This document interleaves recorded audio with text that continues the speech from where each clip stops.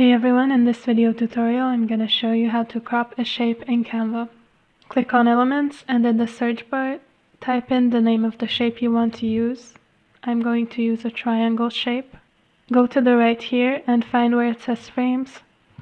From the options available you will probably be able to find a shape that you like that you can use to crop your image. I'm going to use this one. Just click on it, it will show up on your screen, and then drag the image inside of the frame. Alright, this is how you can crop a shape in Canva.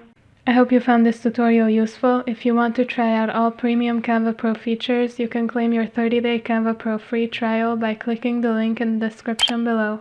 We also have a free Canva crash course ebook and a Canva monetization checklist that you can download for free as well. Last but not least, check out our YouTube channels for hundreds of other Canva video tutorials.